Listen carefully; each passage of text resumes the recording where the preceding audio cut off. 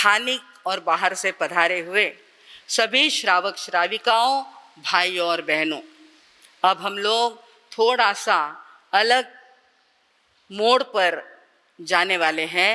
आज की जो गाथा आई है 38वीं गाथा है। गाथा के अंदर वर्णन तो आया है अपने गुण और दुर्गुणों का। कल तक हमने देखा समूह शरण की रचना को, अरिहंत प्रभु की, आदिनाथ भगवान की रचना को, उनके महाप्रभाव को हमने देखा। परंतु अब जो है वो थोड़ा सा 5-6 गाथा तक, कल अपना रहा इत्थम यथा तव विभूतिरे, प्रभु आपका वैभव, आपकी संपदा, आपकी ये बाह्य डेकोरेशन वाली जो व्यवस्था है, उस व्यवस्था को कल तक हमने अनेक रूपों में देखा। और अब आज देखने जा रहे हैं किस प्रकार हमको अपने दोष, दुर्गुण, कषाय ये सताते हैं और आगे जाने का मार्ग क्या करते हैं, रोक लेते हैं। हमको जो आगे जाना है, आगे बढ़ने का मार्ग कहाँ तक है, मोक्ष तक, मुक्ति का मार्ग, निर्जरा और मोक्ष का मार्ग हमको प्राप्त करना है। परंतु हम कहाँ तक जाते हैं, है ना, कषाय आ जाती है। और उसमें आज की गाथा के अंदर बड़ा सुंदर प्रस्तुतिकरण दिया है मान कषाय का। मान का, अहंकार का प्रतीक है हाथी। हाथी किसका प्रतीक है? पहले आपको बताएं कि श्चोतन मदा विलविलोल कपोल मूल। श्चोतन मदा, झर रहा है मद। मद याने उनके गंड स्थल से मद, यानी जैसे अपन मध कहते हैं ना, ऐसा जो रस है, जब हाथी मद में आ जाता है, हाथी जब अपने ताकत में आ जाता है, तो उसके इस स्थल से क्या बताया, शब्द आया कपाल, कपाल शब्द आया, कपोल मूल, कपोल मूल आया ना, कपोल मूल, इस मूल के अंदर वहां से उनका क्या होता है, मद निकल रहा है और झर रहा है। वो मद झर रहा है। अब मद अगर झरेगा, जंगली हाथी है बहुत बड़ा, और उसके गंड स्थल से अगर मद झरता है तो सूंघने के लिए कौन आएंगे, भंवरे। भंवरों को वो सुगंध पता चल जाती है और मत्त भ्रमत भ्रमरनाद विवृद्ध कोपम, भंवरे क्या हो देते हैं, सूंघने के लिए, चाटने के लिए आ जाते हैं। अनेकों प्रकार के ऐसे बड़े बड़े काले भंवरे आ जाते हैं और इतना गोंगाट करते, केओस करते हैं, इतना आवाज करते हैं कि हाथी क्या हो जाता है, परेशान हो जाता है। हाथी परेशान हो जाता है और उसको लगता है कि ये अब यहाँ से जाए तो अच्छा, ऐसा मदोन्मत्त हो जाता है। भ्रमत, भ्रमरनाद विवृद्ध कोपम, भ्रमरनाद, भ्रमर यानी भंवरा और उसका नाद यानी गुंजारव, उनकी आवाज के कारण विवृद्ध कोपम, उनका कोप, उनका क्रोध जो है बढ़ जाता है। हाथी का क्रोध क्या हो रहा है, विवृद्ध, वृद्ध यानी बढ़ जाना, वर्धमान हो जाना।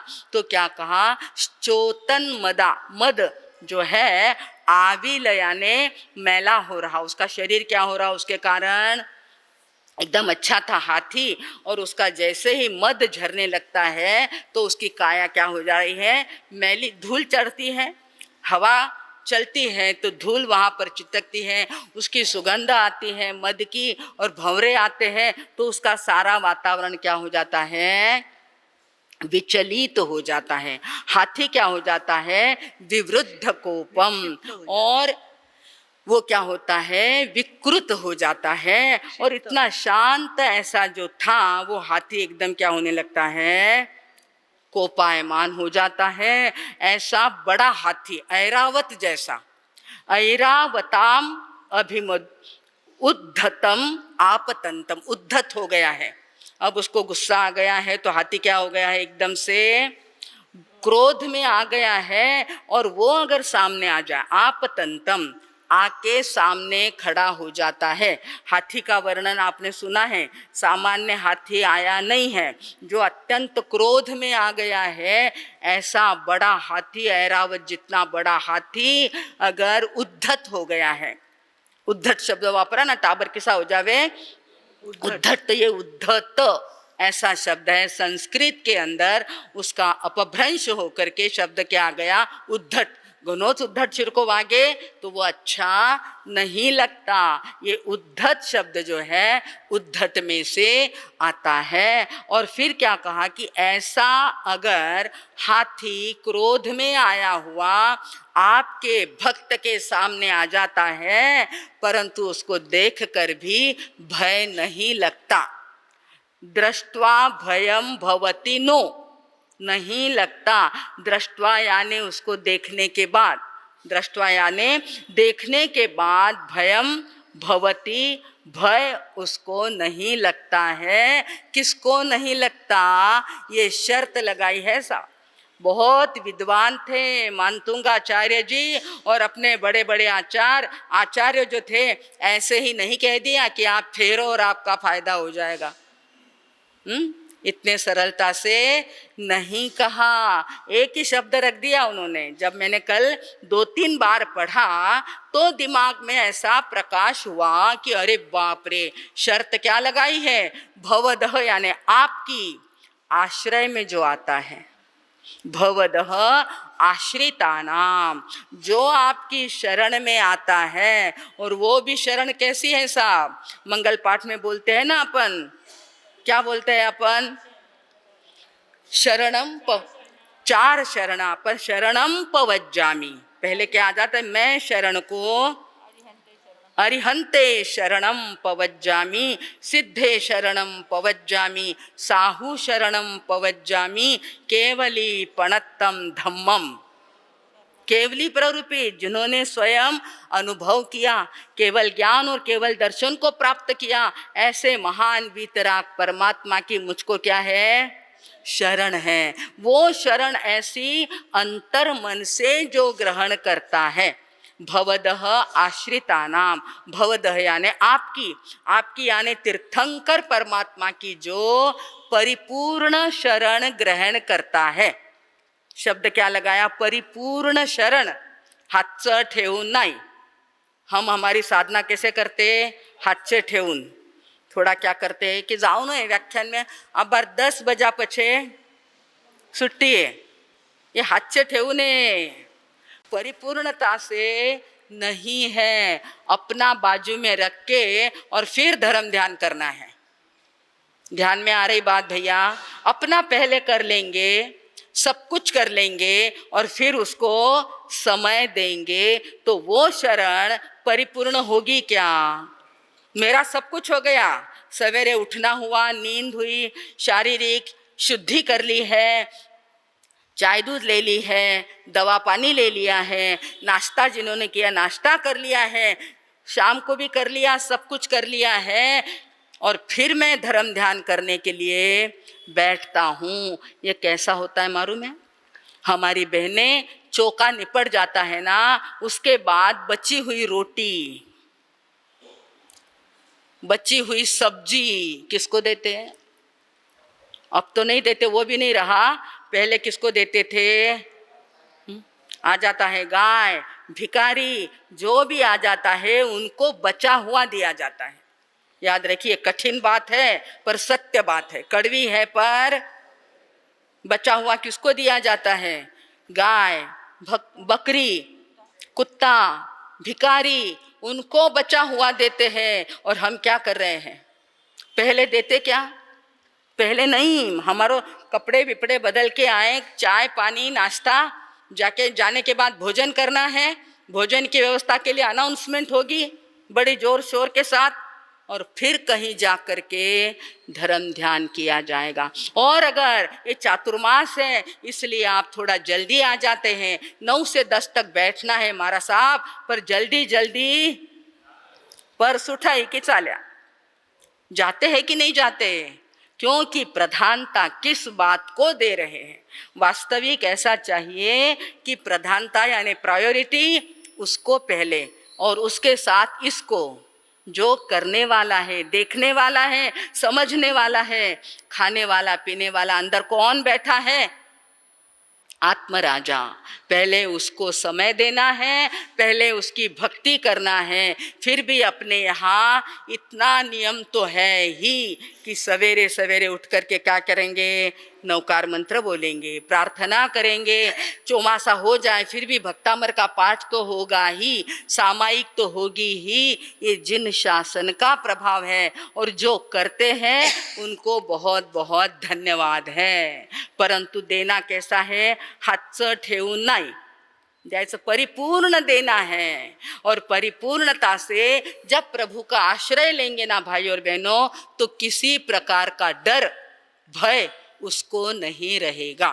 फिर निमित्त तो दिया है हाथी का, परंतु याद रखिए हाथी हमारे दुर्गुणों का प्रतीक है। एक तो है अहंकार का और दूसरा है काम का, वासना का। किसका प्रतीक है? निमित्त है। और सामने में जब हाथी आता है ना, तो एक आ जाता है अहंकार और दूसरी आ जाती है वासना। उसका प्रतीक दे करके कवि ने इस गाथा की रचना करी और कहा कि प्रभु मुझे क्या करो, इस हाथी पर से नीचे उतार लो। क्या कह रहे हैं? विनंती क्या करना है? अहंकार का जो हाथी है, आप जानते हैं कि ब्राह्मी सुंदरी ने बाहुबली जी को जब बुलाया था तब किस हाथी से उतरने का कहा था? बिरा म्हारा गज थकी उतरो। क्या गाती है वो दोनों बहनें? बिरा म्हारा गज थकी उतरो, उस गज से मुझे उतारो। हमको जो गज मिला है, हाथी मिला है अहंकार का। पहले अंधकार की बात आई और अब कौन सी बात आई है? अहंकार की बात। याद रखनी है। क्रोध भी आता है ना भाइयों, क्रोध जो आ जाता है ना अपने को, वो क्रोध भी कब आता है? मान का भंग होता है तब आता है।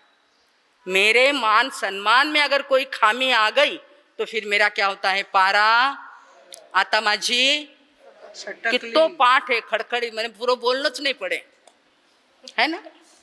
ये देखो हमारे महाराज साहब भी क्या कहते हैं? आता माझी अशोक भाऊ सटकते, नाही का? ते केव्हा सटकते? जेव्हा माझ्या व्यवस्थेमध्ये कुठेतरी कमतरता, खामी असली की माझी काय होते? जाते। ती जायला नको। हमारा जो अहंकार है ना भाई और बहनों, ये क्रोध भी आता है तो अहंकार के कारण। मान माया जो भी आगे आ जाती है वो सारी सारी पहले नंबर पे कौन आता है? ये अहंकार आता है। प्रभु ने कहा इसको तुम क्या करो? नष्ट करो। बाहुबली जी ने जैसे ही 98 भाइयों को प्रणाम करने के लिए कदम उठाया, फिर केवल ज्ञान होने में कितनी देर लगी है? बाहुबली जी को कितनी देर लगी? पांव उठाया और केवल ज्ञान हो गया। अपने को भी मंडरा रहा है यहाँ पर सम्यक ज्ञान, सम्यक दर्शन, ये घिर रहे हैं पर आने नहीं देते ना अंदर, क्योंकि रेंज में नहीं है। वहाँ भाषा समझा कई करा पोपड़ बहू, रेंज में नहीं है। जब तक रेंज में नहीं आएंगे ना तो हमारी लाइन बराबर चलने वाली। रेंज का जमाना है और उस रेंज के अंदर आने के लिए हमको ये मार्ग बताया भक्ति का।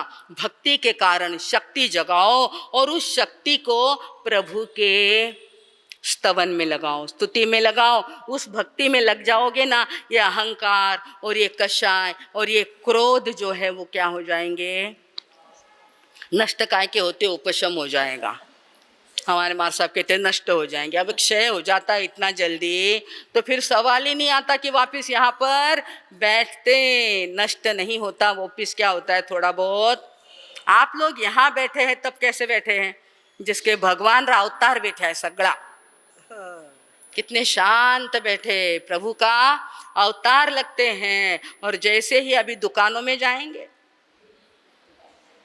घर पे जाएंगे और थोड़ी सी बात मन के विपरीत हो गई है तो फिर कई हुए आप जानते हैं, जावे मारा साहब बाकी सब कुछ चलेगा, अपन ऐसी अव्यवस्था। अभी तो बड़े अच्छे बैठे, उपशम हुआ है, अभी अपने क्रोध और अहंकार का क्या हो गया, उपशम हुआ है। परंतु जैसे ही अवसर आएगा वापिस उठ करके वो फणा खड़ा हो जाएगा। क्रोध का फण, अहंकार का फण, ये नाग देवता वापिस क्या हो जाते हैं, खड़े हो जाते हैं। भाई और बहनों, तो यहाँ पर हमें कह रहे हैं कि भवदह आश्रिता नाम, हम क्या करेंगे, आपका आश्रय परिपूर्णता से लेंगे, सरेंडर हो जाएंगे, शरण ग्रहण करेंगे। किसकी, वीतराग परमात्मा की, अरिहंत परमात्मा की, आदिनाथ भगवान की। और अब दिन आ रहे हैं भगवान महावीर के निर्वाण कल्याणक के दिन आ रहे। भाई और बहनों, उनकी हमें क्या करनी है, शरण ग्रहण करनी है। उनके दर्शन को कौन जा रहे थे, सुदर्शन सेठ पहुंच रहे थे। और जैसे ही सुदर्शन सेठ दर्शन को निकले हैं, लोगों ने रोक लिया उनको कि भैया इतने सुंदर हो, इतनी छोटी उम्र है और वहाँ कहाँ जा रहे हो, बीच में जंगल है और जंगल में कौन है, बोलता नहीं, आतंकवाद। उस समय का क्या था, वो आतंकवाद था। उसने चारों तरफ दहशत फैला रखी है अर्जुन माली ने, इसलिए प्रोहिबिटेड, रास्ता क्या कर दिया, क्या बोले इंजीनियर, प्रोहिबिटेड, रास्ता बंद है, अभी जाने के लिए मनाही है। और ऐसा उन्होंने लॉकडाउन कर दिया था। उस समय जाने के लिए वो अदृश्य था। वो लॉकडाउन कैसा था, सबको मालूम था कि अर्जुन माली अपने पर वार करने वाला है, तो सबने अपने आप अदृश्य रूप से, अबोल रूप से क्या कर लिया था, किसी ने वहां पर जाना नहीं और किसी ने वहां पर पैर रखना नहीं। जैसे चंड कौशिक का था, वैसे अर्जुन माली का भी एक आतंक छाया हुआ था। परंतु हार जाए, पीछे हट जाए, वो महावीर का शिष्य कैसा, सुदर्शन कौन थे, प्रभु महावीर के परम शिष्य थे।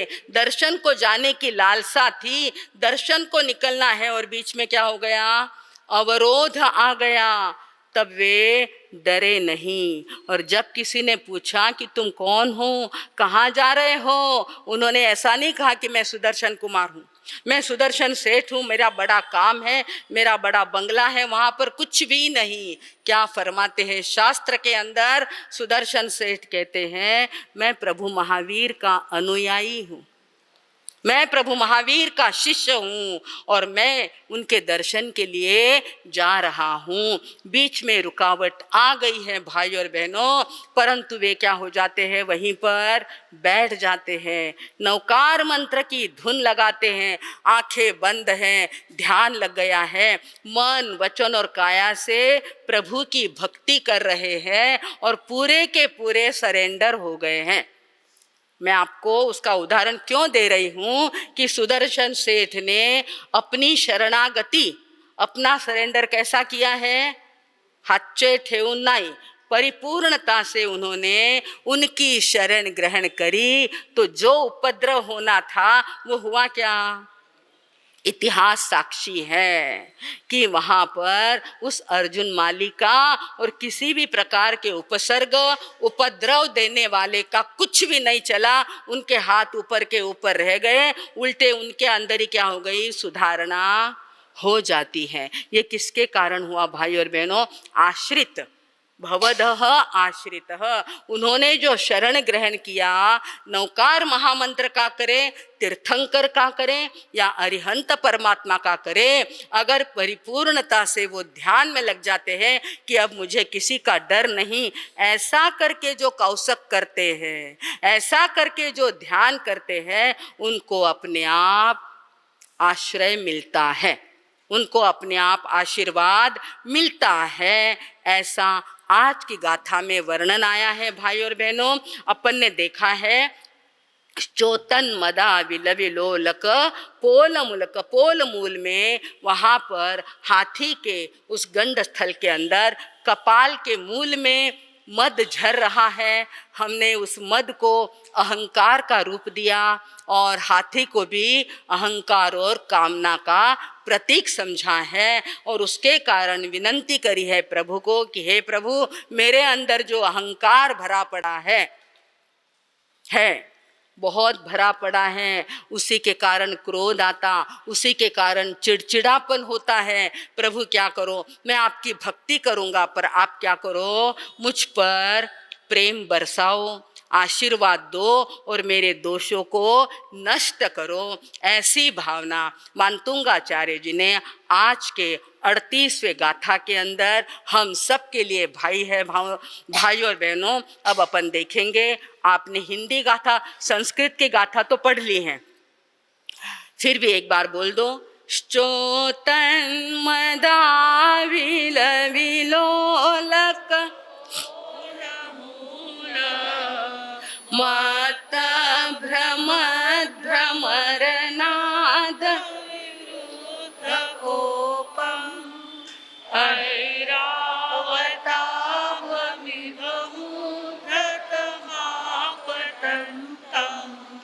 दृष्ट्वा भयं भवति नो। किताबें आपके हाथ में है, मराठी अनुवाद पढ़ेंगे। पहले मैं बोलती हूँ, बाद में कोरस में आपको गाना है।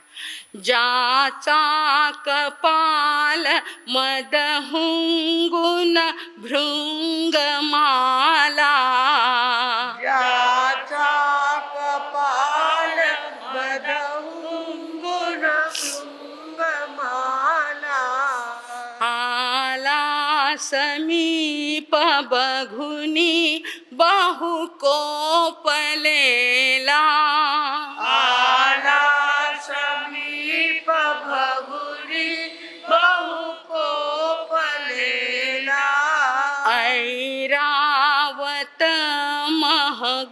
महागज जरी धरण्यास आला,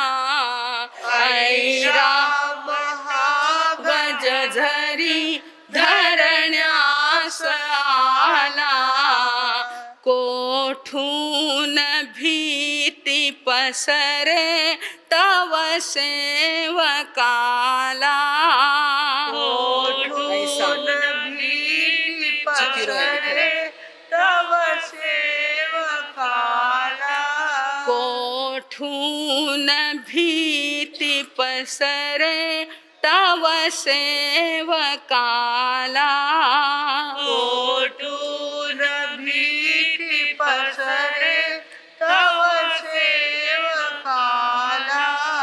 इस प्रकार भाई और बहनों, आज की गाथा में हमने देखा कि हमारा मद और क्रोध चला जाए तो बहुत अच्छा होगा। हम आपकी शरण ग्रहण करते हैं परिपूर्णता से, और आपके आशीर्वाद भी हमको मिलेंगे परिपूर्णता से। इस प्रकार हे परमेश्वरा, माजलेल्या हत्तीच्या गंडस्थलातून जसा मद द्रवित होऊन कपाळापर्यंत वाहत येतो आणि तो मद प्राशन करण्यासाठी शुद्धीवर नसलेले काळे भुंगे अधिकच क्रोधाने गुणगुणत असतात, अशा विशालकाय हत्ती समोर आल्यावर देखील आपल्या शरणात राहणाऱ्या भक्ताच्या मनात कोणतीही भीति निर्माण होत नहीं, भय नष्ट हो जाता है, हम भी वीर बन जाते, महावीर बन जाते हैं। तो आइए भाई और बहनों, इस प्रकार की भक्ति मन, वचन और काया की गहराई से करेंगे तो इस जीवन में तो शांति मिलेगी ही, आने वाले जीवन में भी अनंत सुख, अनंत शांति मिले बिना नहीं रहेगी। इतना बोलकर अब मैं विराम लेती हूँ। ओम